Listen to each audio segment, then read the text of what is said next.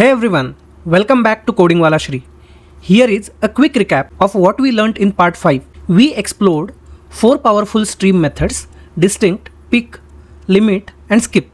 These help in filtering unique elements, debugging and controlling stream processing efficiently. If you have already watched part 5, feel free to skip ahead to the forEach method by clicking on the next chapter. Otherwise, let's quickly see a recap of what we learnt before moving forward. Stream operations, you could clean up the mess and optimize the performance effortlessly. We'll start with a simple example for each method. Then we will apply them in a real world project structure as well. If you have been following this stream API series, you already know it will basically check elements of the stream, it will remove duplicates and it will give a new stream having the unique element. This stream call. So how I can do that is, I can call forEach method, basically give reference to a peak method. So why peak is used? You can see the comment here. Stream consisting of elements of this stream additionally performing the provided action on each element as elements are consumed from the resulting stream. Before distinct, I can call it like this. And here what we can call it is after distinct departments. For employees having experience less than given, I want to find out all the employees having experience less than given experience. That is my first step. And we just want to remove those duplicates. You do that, okay? So departments is the list, right? And I'm opening a stream. I'm applying distinct, collect it in the list, and we will just print this out. That we are going to explore is a limit method. I'll say close other tabs. So what this limit does is it fetches a fixed number of records. See the first example is given size.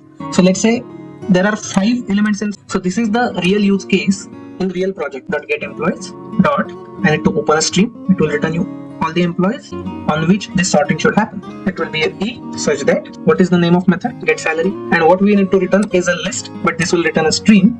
So it is basically complaining that. So the moment I do collect it, what limit does? It gives top n elements. And what skip does? It removes the R, B and C. So it's skip. We want to fetch the next 2 highest paid employees for further evaluation of remaining ones. So I'll apply limit.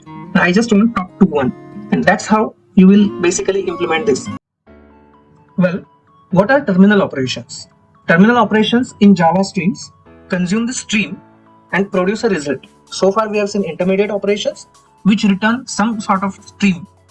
But in case of terminal operations, they consume the stream and produce a certain result, a value. It can be a collection or it can be like running a function. So once a terminal operation is invoked on a stream, it cannot be reused. So stream get closed once you invoke a terminal operation. The streams can be sequential or parallel. So far, we have seen sequential streams. So if I just go to some repository and we see a random method, the stream method that we use returns a sequential stream. So today we will take a overview of what parallel streams are in Java. So parallel stream allows stream operations to be executed concurrently using multiple threads. So we can leverage multi-core processors for better performance using parallel streams. So how does it really work? Java splits the stream into multiple substreams and processes them in parallel using multi-core processors. It uses Java's fork join pool, which is a default thread pool in Java, for execution.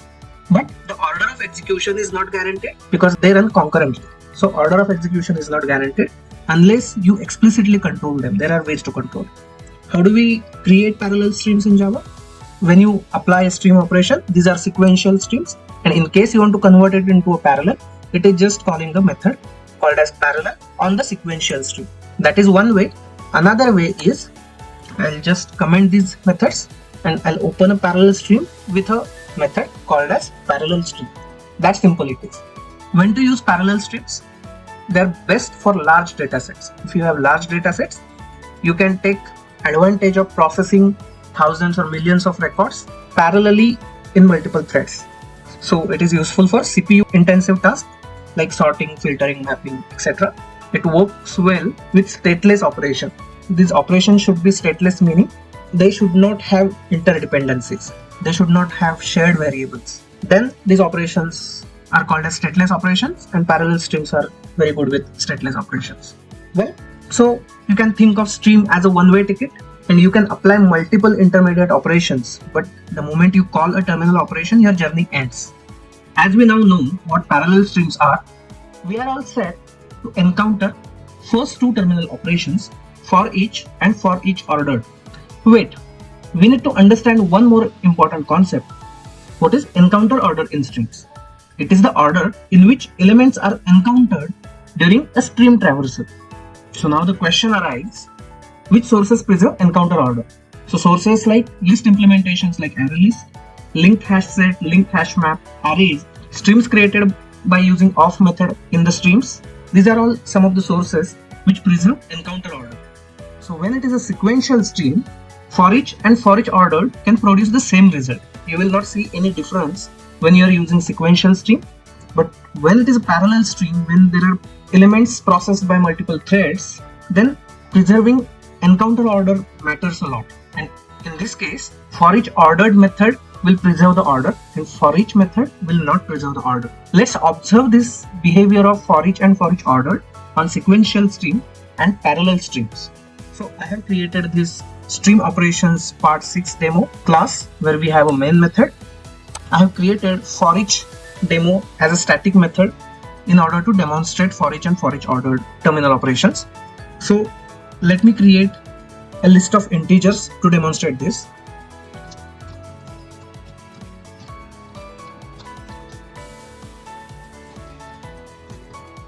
Well, so this creates a array list, and we know that array list is a stream source which maintains the insertion order or the encounter order. Now let's try out using forEach terminal operation on this numbers. So we know the drill, numbers is the list. We can open a stream, and when we simply use stream operation, it is a sequential stream.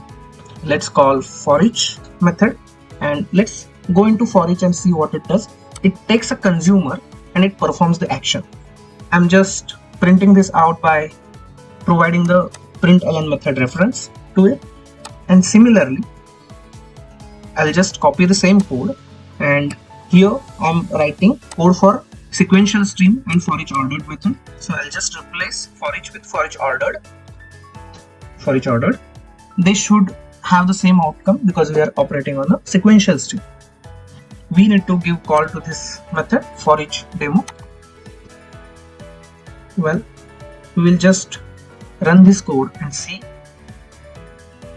Okay, so forEach on sequential stream, all the elements are printed in the order in which they are added into the list, and similar outcome can be observed for the forEachOrdered. So for sequential stream, it doesn't matter whichever operation, forEach or forEachOrdered operation you use, it will yield the same result. Now I will just copy the same code.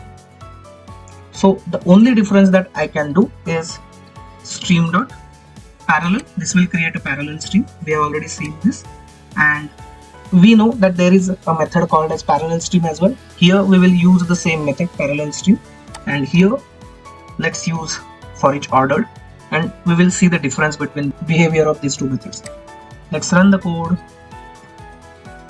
Well, forEach on parallel stream, and you can see that it is printing numbers randomly, right? 3, 5, 4, 1, 2. It is not preserving encounter order of the stream. And on the other hand, if you see the forEachOrdered, now you can see the difference, and forEachOrdered preserves the encounter order. This is an important difference that you need to understand. So what are the key differences between forEach and forEachOrdered? forEach does not guarantee order when using parallel streams. It can be faster as it allows unordered execution in parallel streams.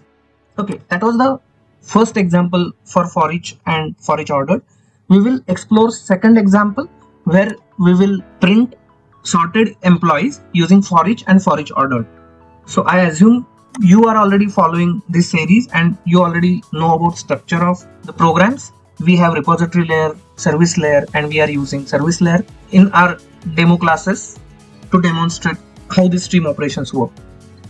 So to access the service, what I have done is at class level, you can see that I have created a employee service object, and we can now use this employee service object to call any methods. And in the earlier video where we saw the sorted operation, We already created methods where we sort employees using ID or using multiple criteria or comparators. So just to show you, in employee service, what I have is sort by ID, sort by experience ascending, sort by experience and skill count, and so on. I'm sticking to a simple sort by ID. So this method will sort all the employees by their ID. Pretty straightforward. We are using it for our demo. So I already have an employee service. Let's call sort by ID. This will provide all the employees sorted by ID. I will just take top 5 employees from it. So I'm just opening a stream and accessing limit on it. And now you see the use of limit as well. So this is a sequential stream as I'm using stream operation. And let's call forEach method on this. Okay, let's call forEach method and just print out the employee. Similarly, we can use forEach on parallel stream.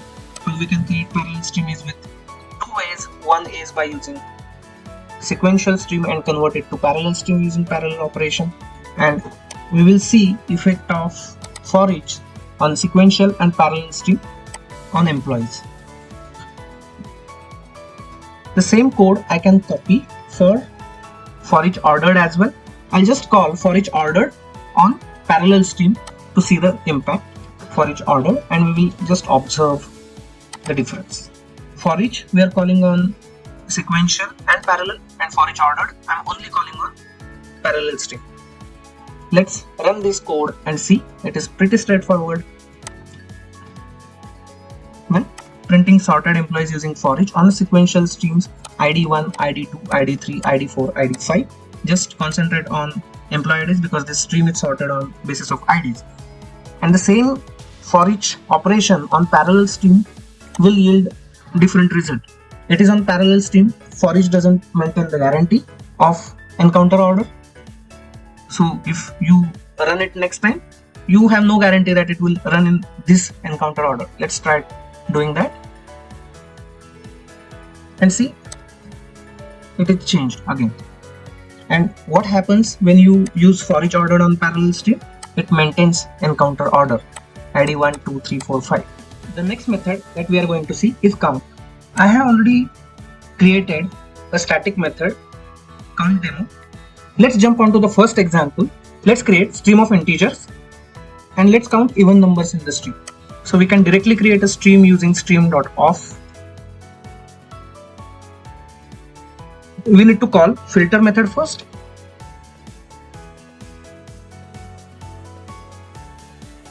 So this filter will select the even numbers. If you want to see what elements are selected, we know which method to use in order to debug the stream, right? It is nothing but pick method. Let's provide consumer to it. So every even number will be printed on the screen in order to debug. And we are calling count method. Sorry, this should be long. As the count method, it simply returns number of elements in the stream. This is special case of reduction. Let's print this count. Let's run this code and see. I have already given call to count demo in main method. Just maximizing the output screen. Count demo 2, 4, 6, 8. This is because we have used pick method onto the stream of these numbers, and even numbers count is equal to 4. As a practice, we will have another example with our project structure. This time we will get count of employees having more than 5 years of experience is equal to. So I have employee service dot. You can see there is a method count by experience less than. It is returning integer. We will change it to long because count returns long. We need to pass experience as an argument. Let's say 5 years experience. Now this is time to implement this method. Let's go to this method. First thing first, I'll change signature of this method. It will return long. And let's remove the to do part and implement the method. How do we access all the employees? We do it using employee repository find by experience less than. we already have this method and just pass the experience to it. So this will return us a list. We need to open a stream, then just use count method in order to count number of employees. Is this method implemented? Let's check. Find by experience less than in employee repository. Control click. In previous videos we have already done this. In case you haven't watched the previous videos of Streams API series, I'll recommend you to watch them in order to understand this. Okay, going back to the employee service where we are giving call to this method. So this method will return all the employees with experience less than the given experience, and we are returning count. That looks good. Going back to the main method where we are directly calling count by experience less than method. Let's try to run this code and see. There are 6 employees having less than 5 years of experience. If you want to debug what employees these are, you can do that in the employee service. We have already opened the stream. We can have the pick method again in order to print every employee that is being picked by the operation. Then we are returning the count. Let's run the code again. Okay, these are the employees. Let's go to the experience. Last member is experience 3 years, 3 years, 2 years, 4.5 years, 4 years and 1.5 years. That's the reason these 6 employees are selected by our filter, and those are counted using count operation of the stream. Well, that's about count. We are going to see 2 more reduction operations, min and max. Min terminal operation returns minimum element of the stream, and max terminal operation returns the maximum element of the stream, and you need to provide a comparator for comparing the elements to find out min and max. Let's start with stream of doubles and find out minimum and maximum number from the stream. So here is a min max demo method which I have already called in the main method. So this is example 1. This is example 1 which we are going to implement. Now let's have a stream dot of doubles. If I convert it to double stream, if you remember in the very second video we discussed about double stream, primitive streams. So we can convert this to double stream and we can access min and max directly. Let's do that. Map to double and keep the element as is, and on it we are calling min operation. So basically you need to typecast it to double. So basically this min is part of double stream and it returns the optional double. So in order to access value of it, how we can access it is using get as double operation. Will return the actual double value, min equal to, and let's print this value. So apparently this is the minimum value. I can introduce some element which is the minimum element. So the 0.5 value is the minimum from the stream of doubles. So in order to convert this to double stream of doubles, the moment I provide all the elements as double to the off method, you can see that it infers the type stream of double. Now this typecasting is not required and this should work now. Let's run this. Min of double stream is equal to 0.5. Same thing we can do for max as well. So let's copy the code from here, replace this. I'll call this as max. We'll print the max over here. Let's say max. And here we are calling max. 79 is maximum element from the double stream. Max also returns the correct result. We understood how to operate on the primitive streams in the first case. The second example that we are going to see is nothing but get highest and lowest paid employee. So we want to get an employee with highest salary and lowest salary. Those are 2 use cases we are going to explore in the second example. Let me just print minimum salary employee. So in this case we have employee service and I have declared 2 methods. One is get highest paid employee which returns optional of employee because there could be no employee present in the stream. In that case, it returns empty optional. And second is the get lowest paid employee. So we will implement these two methods and give call in our demo method. So let's give a call to this particular method from the service, and we'll come here and implement. We have a service, employee service. I'll give the call in the next line so that it is readable. Lowest paid employee. Because it is returning me the optional, how I can deal with optional is if the optional is present. So I can call if present. I want to print if present for the employee. I want to print the employee. Yeah, we need to close if present block. If there is at least one employee in the stream, then it will calculate the minimum salary and it will print that particular employee. So the same thing we can do for the highest paid employee. Highest paid employee dot if present. I'll copy the same thing. Okay, single tab is enough. And here we will just say max salary employee. Now go into get lowest paid employee, and here how we can implement it is, so I need to get all the employees first. So I will just check if there is a similar kind of method present in the repository layer as well. So we have an employee repository. You can see find by highest salary and find by lowest salary. So we will just delegate our call to these methods in the service layer. Simply I can call employee repository dot find lowest salary, and here I'll just give call to employee repository dot find highest salary. That's it. Now what I want to do is I'll go into employee repository and implement these two methods. Starting with lowest salary, we have a database proxy class where we will get all the employees. Then string operation, we want lowest. I'm calling min method. Now I'll go into min method and see what it takes. It takes a comparator. If you have watched my previous video on sorted method, we have discussed about comparators and comparable as well. So it takes a comparator, and what it does is it returns optional of the element. And why it returns optional? Because your stream can be empty. In case of empty stream, it returns optional.empty. Now we'll go into employee repository. I want to compare the employees by their salaries. Salary is of type double, so I'm using comparator.comparing double. And what does comparing double takes as input is it takes a key extractor function. So what is key in our case? In our case, the employee salary is the key to order the elements.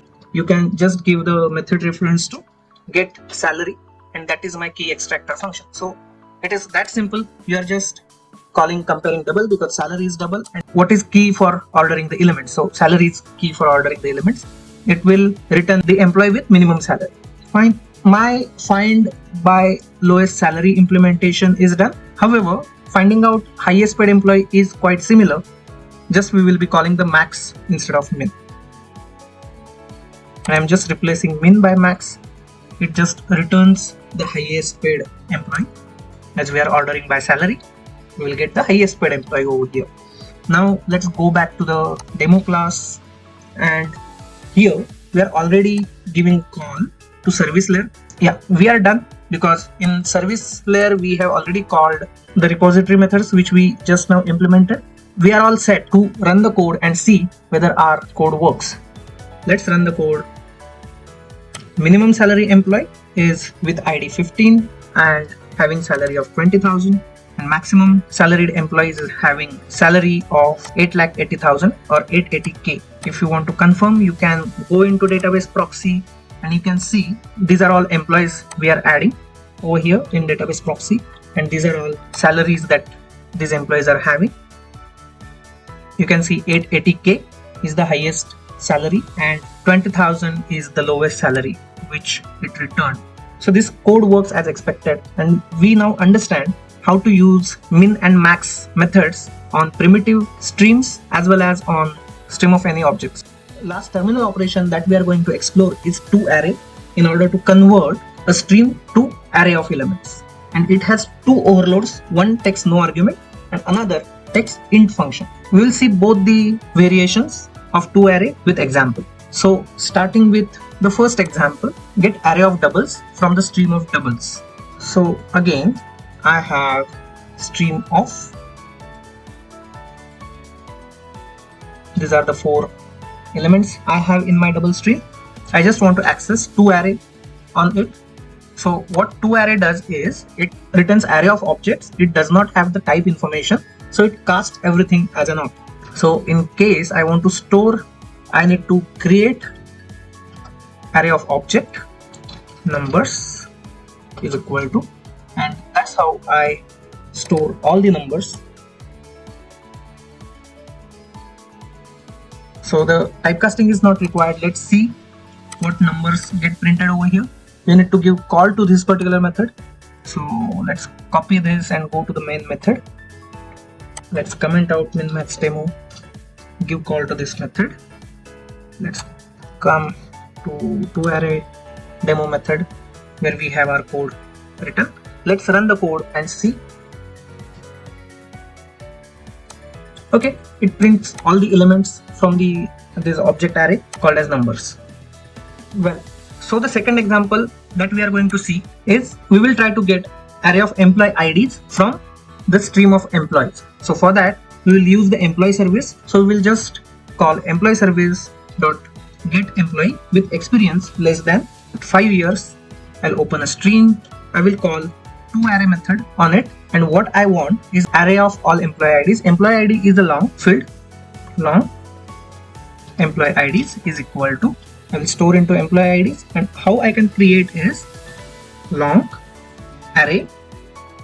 So this is a constructor reference that we have provided for long array, and this will not understand that we need to map to employee ID, right? So basically map operation where I'm mapping employee ID, and now I'm calling toArray and collecting array of all the employee IDs. That is good. I want to print all the employee IDs.